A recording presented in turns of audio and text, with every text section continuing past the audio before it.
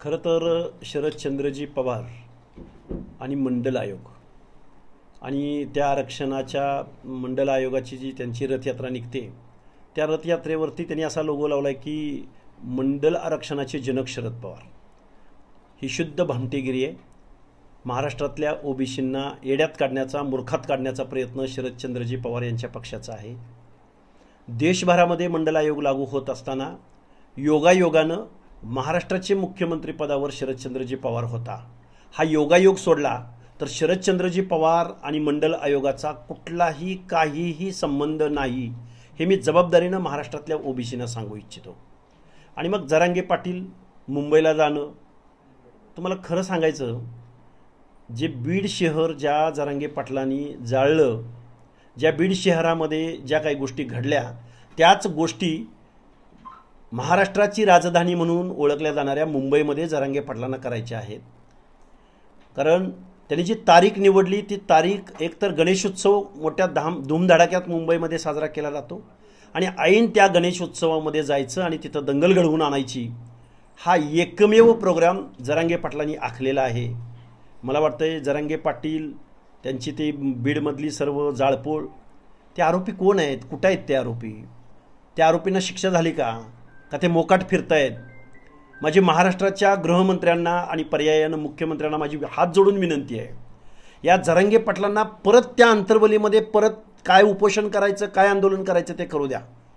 पण महाराष्ट्रामधलं जे काय सणासुदीचं वातावरण आहे, या वातावरणामध्ये जाळपोळ करण्याचा डाव हा जरांगे पाटलांना मुंबईला जाऊन करायचा आहे. काही पडलेलं नाही यांना देणं घेणं.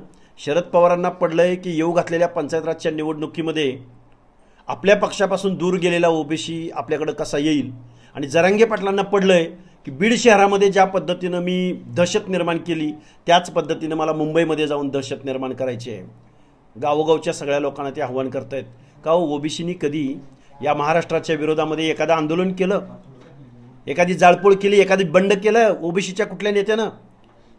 ह्या महाराष्ट्रामधले करते धरते हेच आहेत आणि महाराष्ट्राचं वातावरण बिघडवणे हा एकमेव प्रोग्राम जरांगे पाटील आणि शरदचंद्रजी पवारांचा आहे. याच शरदचंद्रजी पवारांनी या जरांगे नावाच्या बबड्याला, मी 2 दिवसापासून म्हणतोय की जरांगे नावाच्या बबड्याला एवढं मोठं करण्याचं काम कुणी केलं? पवारसाहेब.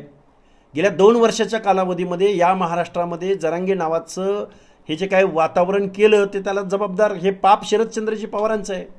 त्यामुळे तुम्ही आता मंडल यात्रा काढून कुठली उपरती आणि कुठलं हे पाप क्षालन करायला तुम्ही चाललेले आहात? त्यामुळं हा लबाडपणा आहे शरदचंद्रजी पवारांचा. तुम्ही काय करता? हे बघा, गेल्या आठवड्याभरापासून मी सातारा, सांगली या जिल्ह्यामध्ये फिरलोय.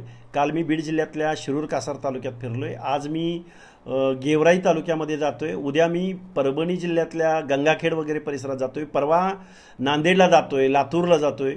आणि मी ओबीसी बांधवांच्या काय प्रतिक्रिया आहेत, काय म्हणणं आहे हे जाणून घेतोय. पण येऊ घातलेल्या काही दिवसामध्ये हे बघा, जरांगे मुंबईला चाललाय म्हणून काउंटर आंदोलन आम्ही देणार नाही आहोत. आम्ही महाराष्ट्रातल्या आमच्या ओबीसी बांधवांना एकत्र करण्याचा प्रयत्न निश्चित करू. जर जरांगेच्या झुंडशाहीला बळी पडून जर इथल्या शासनानं काही वेडावाकडा निर्णय घेण्याचा प्रयत्न केला तर त्याला प्रत्युत्तर इथला ओबीसी देईल. मग ते सरकार कुणाचं आहे, कुठल्या पक्षाचं आहे, याच्याशी आमचं काहीही देणं घेणं राहणार नाही.